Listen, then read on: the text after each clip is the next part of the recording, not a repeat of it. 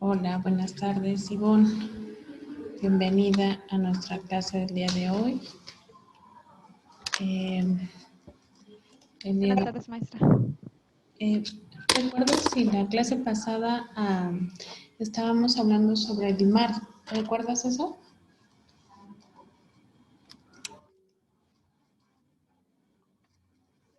¿Me lo puede repetir, maestra? Es que no lo escuché muy bien.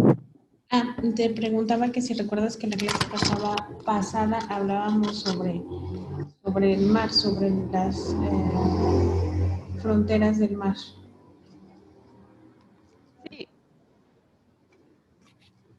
Sí, me acuerdo, maestra. Ok, muy bien, muchas gracias. Pues hoy vamos a hablar sobre las fronteras, pero del espacio aéreo y el espacio ultraterrestre. Ok. Bueno, en la clase pasada vimos que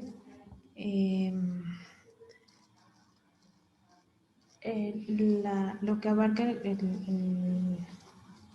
nuestro derecho internacional en cuanto a la parte marítima, pues tiene varias connotaciones, varias formas, varios nombres y a cuántas millas náuticas nosotros podemos tener soberanía. Y veíamos que después de cierta distancia ya no hay soberanía por parte de los territorios de los estados-nación, pero sin embargo existe una regulación internacional para que no se cometan ciertos ilícitos. Ahora, el día de hoy vamos a ver lo que es el espacio aéreo y vamos a iniciar con el tema de decir que en el artículo 42 constitucional de nuestra Carta Magna se establece que el espacio aéreo es parte fundamental de la integración del Estado mexicano, toda vez que es parte integral del territorio nacional que comprende el espacio situado sobre el territorio nacional con la extensión y modalidades que establezca el propio derecho internacional y su correspondiente soberanía, pero que además posea capacidades de proyección a nivel regional, hemisférico y global. Es decir, nuestra constitución política está marcando el territorio que nosotros vamos a tener como límite. Esto hablando de México, pero como estamos en un tema de materia internacional, todos los países tienen su propio territorio. Y hablábamos de que el territorio comprende lo que es la línea terrestre, la línea marítima y la línea aérea. Y vamos a ver que como un nuevo derecho reciente vamos a tener lo que es la línea ultraterrestre. Es decir, aquella que sube más allá de las dimensiones del territorio.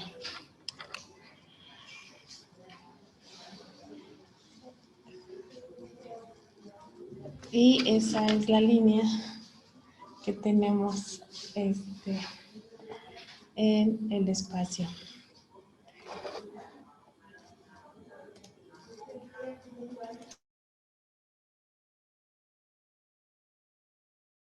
Le llamamos línea Kármán, la cual se define subiendo nosotros esa distancia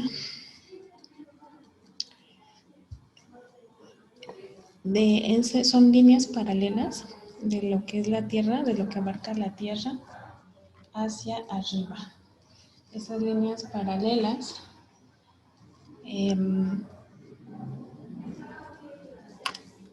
marcan la distancia hacia lo que es la parte en la que hay soberanía en cada uno de los territorios, ¿ok? En este caso, en el territorio nacional. Y vamos a ver que esa línea, como lo ven en pantalla, el derecho internacional garantiza a los estados la soberanía de su espacio aéreo, el cual se define como el entorno desde la superficie terrestre hasta la línea Kármán, la cual se define como el límite donde una aeronave pierde su sustentación aerodinámica y comienza el espacio exterior aproximadamente a 100 kilómetros de altitud. Es decir, en ese espacio ya no hay, ya no, si un avión sube para esa distancia, ya ya no se puede respirar, ¿ok? Por eso anteriormente nuestros autores la habían colocado. Sin embargo, de un tiempo para acá, la navegación es diferente y se puede subir ya esa línea, ¿ok? Es un límite entre atmósfera y espacio exterior, a efectos de la aviación y la astronáutica, y esa definición es aceptada por la Federación Aeronáutica Internacional, que es una organización dedicada al establecimiento de estándares internacionales y reconocedora de los récords en aeronáutica y astronáutica. Su altura es originalmente estimada en 100 kilómetros sobre el nivel del mar y también se obtiene calculando la altura a la que la densidad de la atmósfera se vuelve tan baja que la velocidad de una aeronave para conseguir sustentación aerodinámica mediante alas y hélices debería ser equiparable a la velocidad orbital, es decir, a esa distancia ya no puede una nave me refiero a un avión normal, tener establecerse y que los pasajeros dentro de la nave puedan sobrevivir de manera normal sin algún medio como un tanque de oxígeno, por ejemplo. La atmósfera no termina abruptamente en alguna altura determinada, eso sí, es que nos quede muy claro, sino que se hace cada vez más tenue con la latitud. También dependiendo de cómo las diferentes capas que conforman el espacio alrededor de la Tierra se definan y dependiendo de si estas capas son consideradas como parte de la atmósfera real, la definición del borde del espacio varía considerablemente si hubiera que considerar la termósfera y exósfera. Si nosotros ya nos dedicáramos a estudiar esto como una especialización, podríamos ahí ver todas estas definiciones y son derechos nuevos en los que se podrían dedicar por ser poco explotados. Por lo tanto, la línea Karaman es una definición un tanto arbitraria sobre la base de las consideraciones, dado que sustenta que un avión, si está constantemente desplazándose en el aire, la velocidad de desplazamiento en el aire no depende de la velocidad con respecto a la Tierra, de modo que las alas generan sustentación. Cuando más tenue es el aire, más rápido tiene que ir el avión para generar sustentación suficiente para no caer. ¿Ok? También vamos a ver que la velocidad para este equilibrio se llama velocidad orbital y varía con una altura de la órbita para la Estación Espacial Internacional o un transbordador espacial en la órbita baja terrestre. La velocidad orbital es de alrededor de 27,000 kilómetros por hora, millas por hora, para un avión que se está tratando de elevar más y más alto en el aire, va siendo menos denso y esto obliga al avión a aumentar la velocidad para crear sustentación suficiente. Por lo tanto, la línea de Karaman se refiere a un espacio de latitud. Por eso se crea esta línea. En consecuencia, la necesidad de desplazamiento a una cierta velocidad con el fin de obtener sustentación aerodinámica o en todo caso compensación del tirón gravitatorio. En la práctica estas consideraciones varían al aumentar el radio de la órbita porque mayor radio menor tirón gravitatorio y menor aceleración centrífuga para una misma velocidad lineal. Sin embargo, la definición de la línea de Karaman pues lo vamos a ver que se refiere especialmente a la línea orbital, ¿ok? Entonces, a partir de esta barrera atmosférica, la declaración de principios legales, gobernando las actividades de los estados en la exploración y usos de espacio exterior, emitida y ratificada por la Asamblea General de las Naciones Unidas, en el año de 1963 entra en vigor, la cual estipula que ningún Estado puede reclamar soberanía o posesión alguna del espacio exterior o los cuerpos celestes que le caracterizan. Eso quiere decir que la soberanía nacional se extingue aproximadamente a 100 kilómetros de altitud. Es decir, hasta ahí llegaría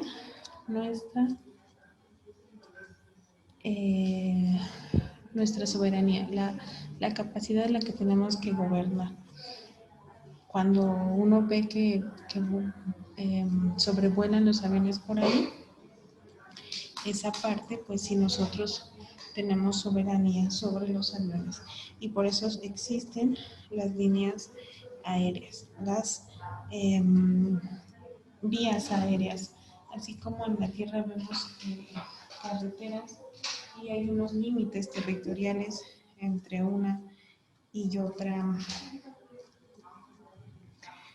país, simplemente entre uno y otro estado. Dice aquí empieza, no sé, el Estado de México, aquí empieza la Ciudad de México, así.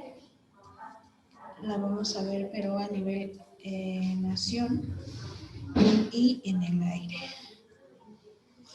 ¿Ok?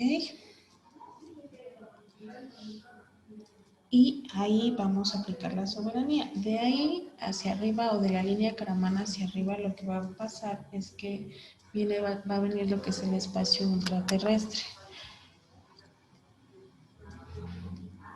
¿Ok? El derecho de soberanía ejercido por el Estado sobre el espacio aéreo ubicado encima de ese territorio implica la manifestación de diferentes facultades, entre ellas reglamentar, ordenar la circulación aérea, fijar zonas prohibidas o restringidas, ejercer funciones de policía en el espacio aéreo, entre otras. Por eso ejercemos en ese espacio una soberanía. ¿Ok?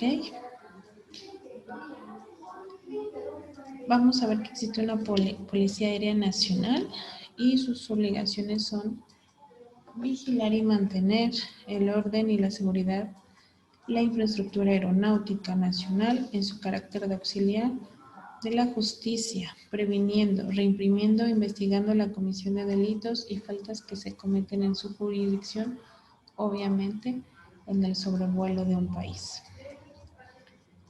Ejercer permanentemente la actividad de observación y prevención de su jurisdicción, controlando los infractores, efectuando su detención para someterlos a las autoridades competentes. Para el cumplimiento de dicho fin, intervendrá forma inmediata cuando se presuma que se está cometiendo un delito. Controlar el cumplimiento de las normas nacionales e internacionales relativas a la seguridad de la aeronavegación, ejerciendo las actividades tendientes a la protección de la aviación contra los actos de interferencia ilícita y otros atentados contra la seguridad. También tiene que controlar el cumplimiento de la reglamentación aeroportuarias, es decir, hasta donde decíamos cuando veíamos el mar abierto que vamos a tener que hay una libre navegación y también un libre sobrevuelo, ¿sí? Hasta que lleguemos a las zonas, zona exclusiva en el mar, la zona continental y el mar territorial. Los únicos lugares en los que no se puede volar son cerca de las estaciones militares. Ahí sí hay una limitante. De ahí los vuelos también van a depender de la altura de donde se ejerce precisamente esa jurisdicción. Dentro de las situaciones que se vigilan, se intenta controlar el transporte de materiales o sustancias que puedan crear riesgo a la seguridad de las aeronaves tripulantes y pasajeros, en especial el transporte de armas, de explosivos, de municiones, de químicos biológicos y radiológicos, también de combustibles líquidos, líquidos inflamables, materias radioactivas y todos aquellos artículos que posean características que lo hagan inadecuados para el transporte aéreo o que puedan ser capaces de dañar las estructuras de las aeronaves. Se intenta controlar el transporte y uso de sensores aerotransportables, así como el transporte de artículos restringidos o peligrosos. Si se dan cuenta, dentro de esas funciones, pues son las que tendría cualquier entidad de protección. Aquí estamos hablando a un nivel aéreo. Y seguimos viendo que con los avances tecnológicos y el incremento de la actividad aérea, la comunidad internacional se vio en la necesidad de establecer un régimen jurídico para el espacio aéreo, datando sus primeros intentos de principios del siglo pasado. La Segunda Guerra Mundial tuvo una gran influencia en los progresos técnicos del avión y fue necesario resolver problemas técnicos y políticos, así como conflictos económicos y jurídicos que se planteaban con el sobrevuelo en tiempos de paz sobre diferentes fronteras y asuntos vinculados a los derechos comerciales. Es decir, así como veíamos en un inicio que después de la Segunda Guerra Mundial se vino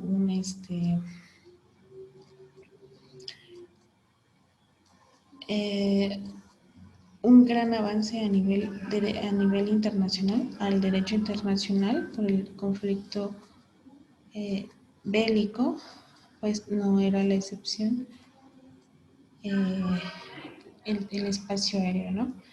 El espacio aéreo también tuvo mucho que ver. Desde vamos a ver que los líderes estadounidenses y los gobiernos democráticos occidentales indiscutiblemente han usado el poderío aéreo como el medio al cual acudir para ampliar el instrumento militar de poder nacional. La mayoría de las acciones militares desde 1991 han comenzado con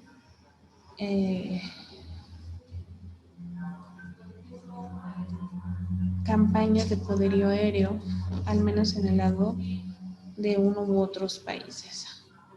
De ahí para acá, pues ha contado un ciclo en el que el espacio aéreo se utiliza hábilmente en conflictos de riesgo contemporáneos y sobre la evolución y la amplia maduración de la teoría del poder aéreo es un entorno estratégico.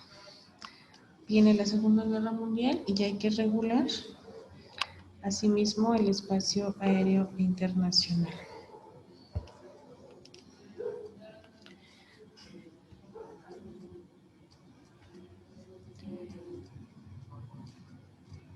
El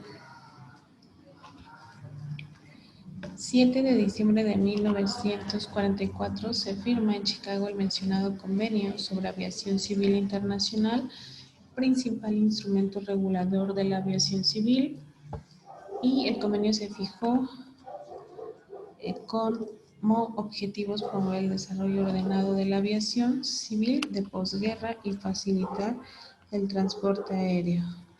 El convenio habla de la soberanía y dice que todos los estados contratantes reconocen que todo estado tiene soberanía plena y exclusiva en el espacio aéreo situado sobre su territorio. A los fines del presente convenio, se consideran como territorio de un estado las áreas terrestres, las aguas terrestres adyacentes, que ya nosotros las analizamos en la clase pasada, y la protección o mandato de dicho estado, así como las aeronaves civiles y de estado.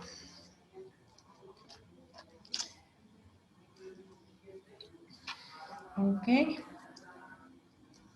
Va a existir, cada estado contratante conviene que todas las aeronaves de los demás estados que no se utilicen en servicios internacionales regulares tendrán derecho a penetrar sobre su territorio o sobrevolando sin escalas y de haber escalas con fines no comerciales, sin necesidad de obtener permiso previo y a reserva del derecho del Estado sobrevolado de exigir aterrizaje. Ningún servicio aéreo internacional regular puede explotarse en el territorio o sobre el territorio de un Estado contratante, excepto con el permiso especial u otra autorización de dicho Estado y de conformidad con las condiciones de que dicho Estado autorice. ¿Ok? Vamos a ver que este convenio consta de 96 artículos en los que se establecen justamente lo que estábamos mencionando ahorita.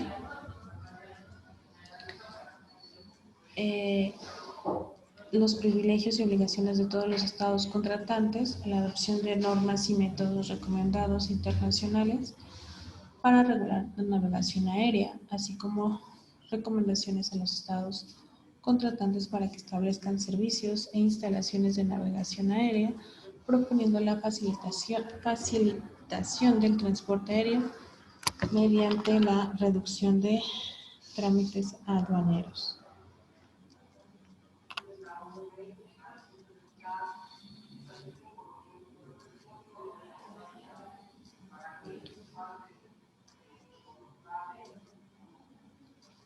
Ok. Ya mencionamos algunos de los hechos ilícitos en el aire.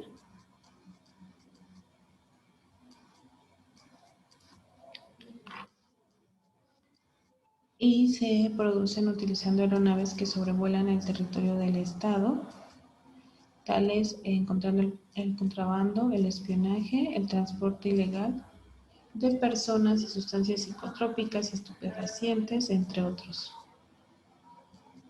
Es uno de los temas más discutidos durante la conferencia de resultas de la cual se aprobó el citado instrumento, fue el de la concesión recíproca de derechos comerciales en la aviación civil internacional.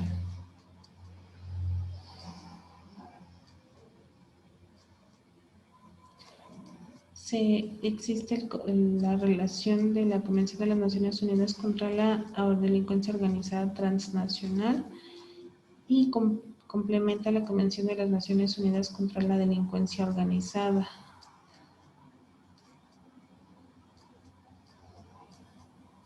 Los delitos tipificados con arreglo al artículo 6 del protocolo que ya mencioné se consideran delitos tipificados con arreglo a esa convención. Y vamos a ver algunos de ellos.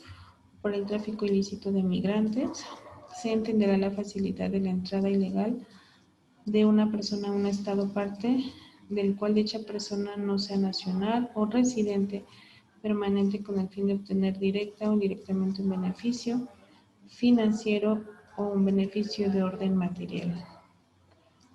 Por entrada ilegal se entenderá el paso de fronteras sin haber cumplido los requisitos necesarios para entrar legalmente en el estado receptor.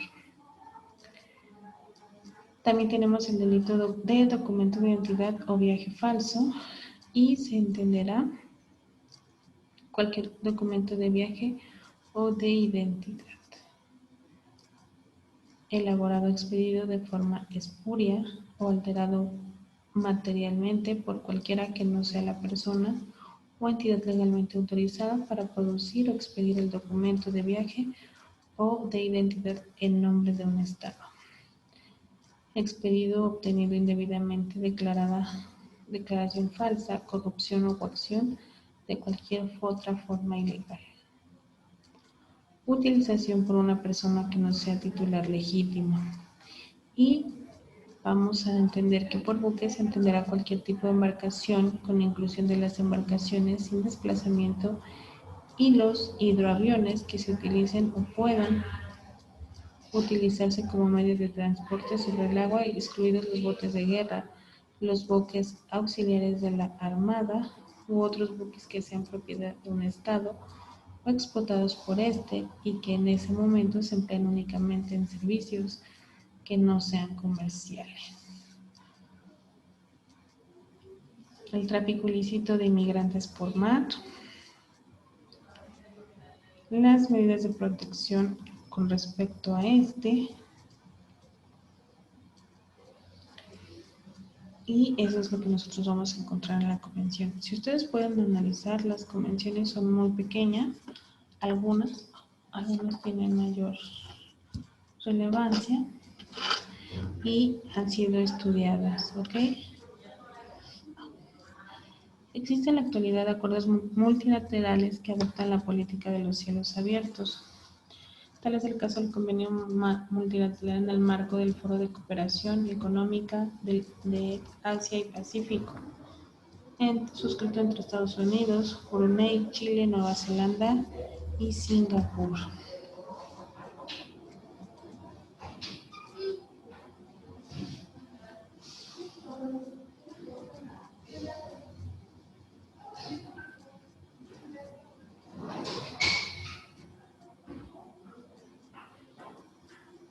Vamos a ver que ese foro habla sobre las aduanas. Y hay otro que, este es el principal foro para facilitar el crecimiento económico, la cooperación técnica y económica, la facilitación y liberación del comercio y las inversiones en la región Asia-Pacífico, conformado por 21 economías, es decir, tenemos 21 países miembros: Australia, Brunei, Canadá, Chile, China, Hong Kong, Indonesia, Japón, Corea, Malasia, por supuesto nuestro país México, Nueva Zelanda, Papúa Nueva Guinea, Perú, Filipinas, Rusia, Singapur, Taipei, China, Tailandia, Estados Unidos y Vietnam. Este foro fue establecido en Canberra, Australia, en noviembre de 1989 por iniciativa del entonces primer ministro australiano Robert Hanway, en respuesta a la creciente independencia económica de las economías del Asia-Pacífico. APEC tiene la finalidad de intensificar el sentimiento de comunidad de Asia-Pacífico y reducir las diferencias entre las economías de la región mediante una senda de crecimiento sostenible. La misión de este convenio o de este foro económico es apoyar el crecimiento económico y la prosperidad en la región desde lo que es Asia hasta el Pacífico. Y como podemos ver, pues de alguna manera, México forma parte de este convenio. La integración regional ha dado lugar a una nueva normatividad aeronáutica, la comunitaria de una Unión Europea y los acuerdos regionales en América. Se está produciendo un cambio de la negociación sobre los acuerdos relacionados con la explotación de los servicios aéreos, ya que se hacía una negociación en bloque de los derechos aerocomerciales por parte de las distintas regiones, y el bilaterismo ya no será entre los estados, sino entre bloques regionales.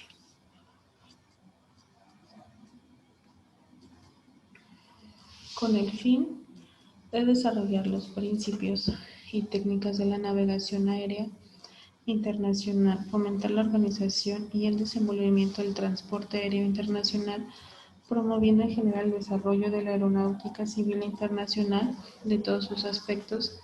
El artículo 43 del Convenio de Chicago crea un organismo denominado Organización de Aviación Civil Internacional. Este es un organismo de las Naciones Unidas y se crea para ayudar a los países a compartir sus cielos en beneficio mutuo. Ayuda a 193 estados contratantes del Convenio de Chicago, adopta normas prácticas y políticas para los vuelos civiles internacionales. La industria y la sociedad civil, además de las organizaciones multilaterales pertinentes, contribuyen de manera importante a estos resultados como organizaciones invitadas. La secretaría de esta organización está financiada y dirigida por los estados para proporcionar apoyo técnico, jurídico y administrativo a su cooperación en materia de transporte aéreo. También elabora programas, textos de orientación e iniciativas estrechamente integradas de auditoría, instrucción y apoyo para la implementación, para ayudar a los países a beneficiarse y a prosperar gracias a la mejora de su cumplimiento de las normas mundiales. El resultado de estos esfuerzos multilaterales combinados con los estados y esta organización es la armonización mundial de los reglamentos y procedimientos del aire, una red de aviación verdaderamente global para unir al mundo. Bueno, ese es el objetivo principal. Acuérdense que el derecho internacional es la cooperación de los estados-nación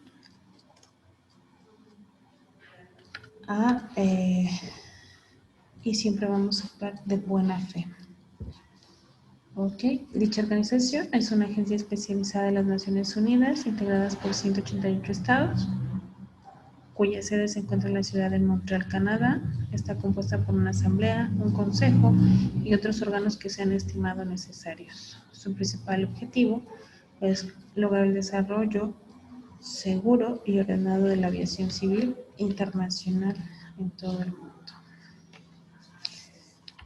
Vamos a ver cómo los tratados multilaterales, que vamos a destacar algunos.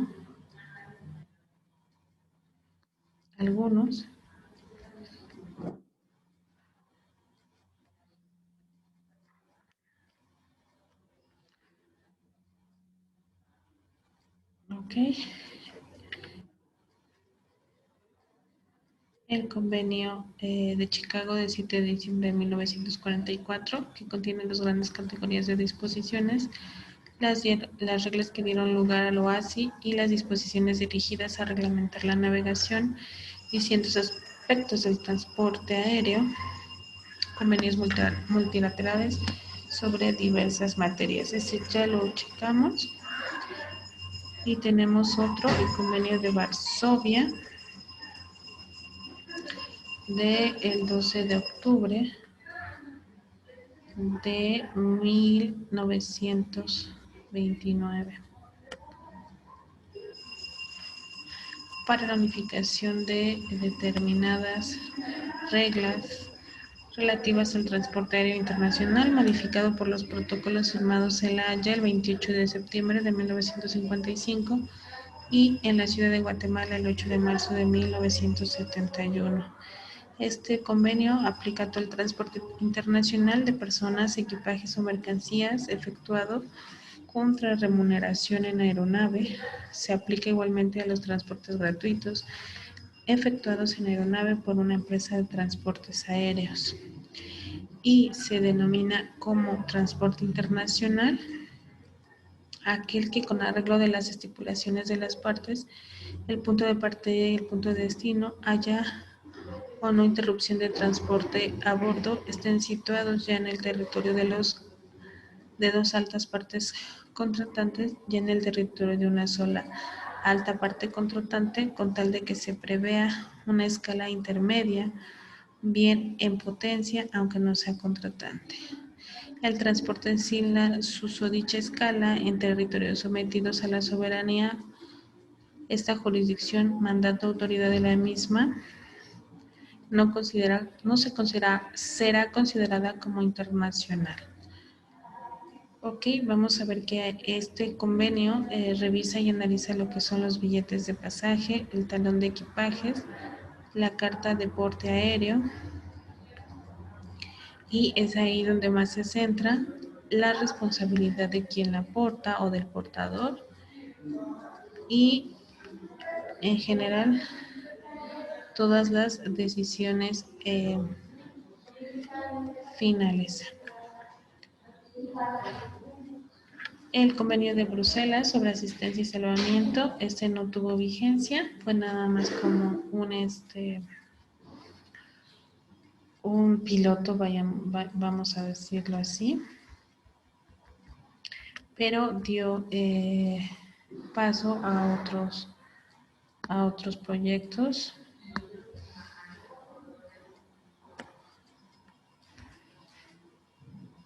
El Convenio de Roma de 7 de octubre de 1952 relativo a la unificación de ciertas reglas referentes a los daños causados por las naves a terceros en una superficie.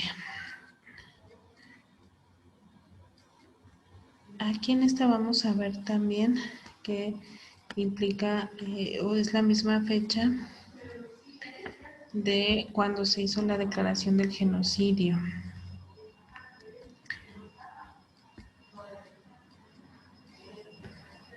Como un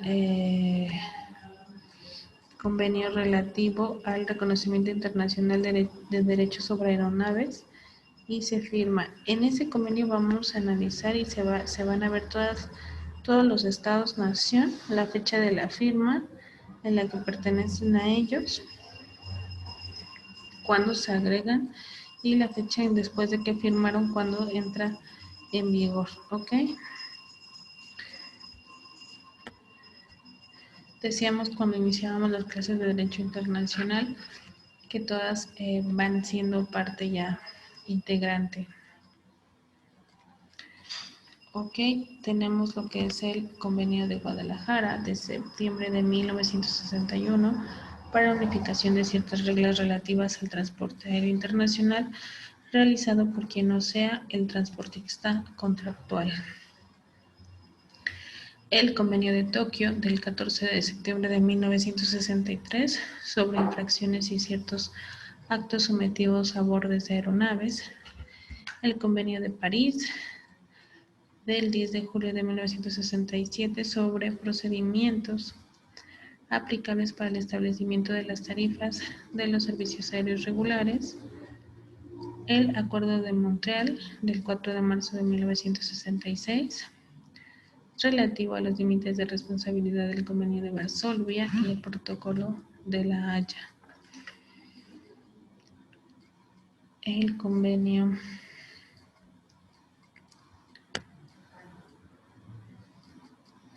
de Montreal del 23 de septiembre de 1971 para la represión de actos ilícitos contra la seguridad de aviación civil.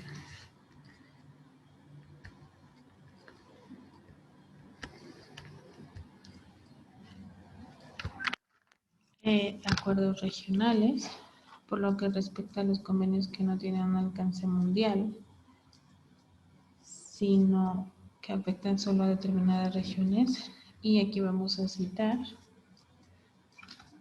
el Acuerdo de París, el 30 de julio de 1956, sobre derechos comerciales de servicios aéreos no regulares europeos, el Acuerdo del 13 de diciembre de 1960, por el que determinados países europeos establecieron una organización común encargada de regular la circulación aérea, el Tratado de Yaoundé del 28 de marzo de 1961 para la explotación del transporte aéreo por una sociedad común entre determinados países africanos. El derecho del espacio es uno de los temas que se encuentran contemplados en el derecho internacional a regular las acciones de los estados en cuanto a que el espacio debe ser utilizado para el bien de la humanidad. Aquí ya vamos a verlo. Vamos a hablar de lo que es el espacio ultraterrestre, es decir, aquel que sube más allá de lo que es la parte aérea. ¿Okay? El derecho del espacio ultraterrestre es un ordenamiento jurídico internacional relativamente nuevo. Su origen se dio a la mitad del siglo XX con los avances científicos y tecnológicos que fueron presentando los estados, principalmente Estados Unidos y la URSS. El derecho del espacio ultraterrestre se basa en diversas declaraciones de principios rectores sobre el espacio y 5 tratados internacionales que se encargan de regular la exploración y uso pacífico del espacio exterior, los objetos lanzados al espacio, salvamento y restitución de astronautas y de los objetivos. En el Tratado de Espacio de 1977 se indica que el espacio ultraterrestre, incluso la Luna y otros cuerpos celestes, por aquí viene, no podrán ser objeto de apropiación nacional por reivindicación de soberanía,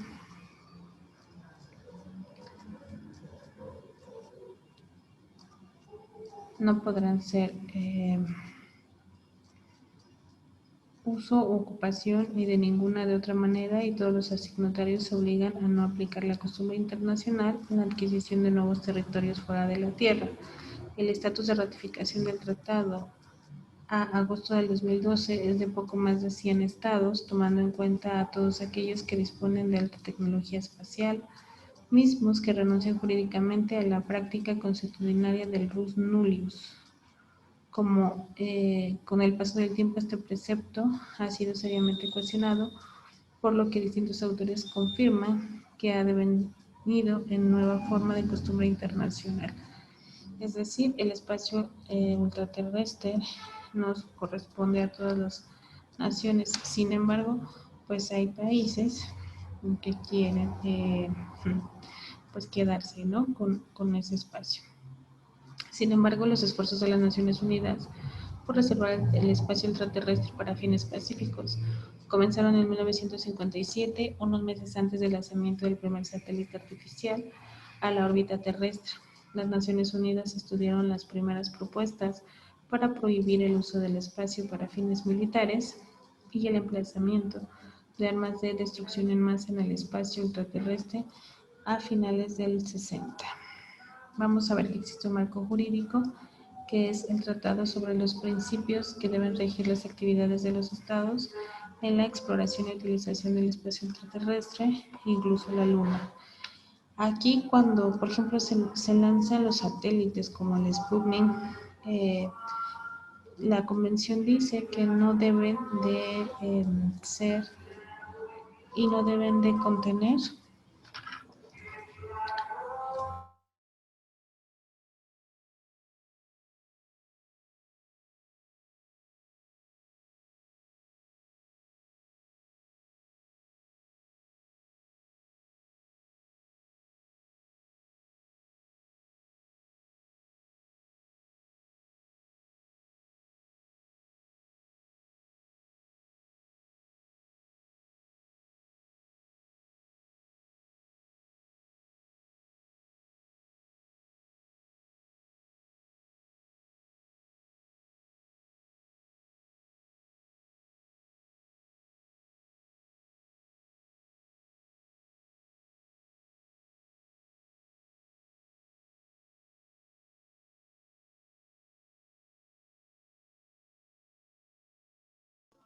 no debe de haber dentro de los satélites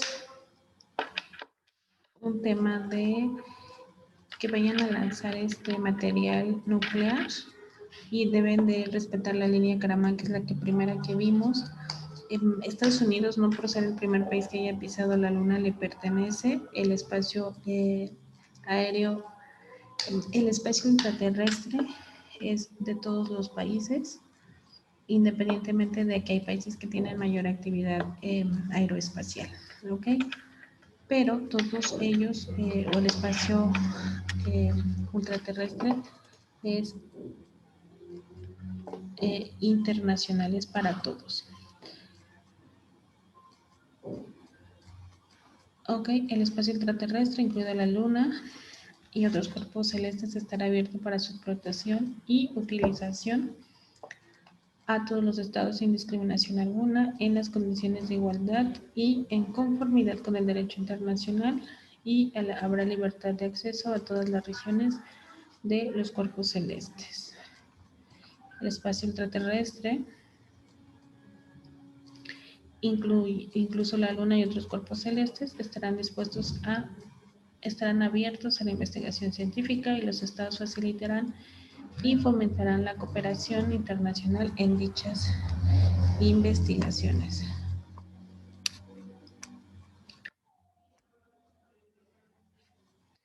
¿Ok? Entonces, Así, hasta aquí concluiremos el tema de hoy, el tema del espacio aéreo y el espacio ultraterrestre. ¿Alguna duda o comentario, Ivonne? No, maestra.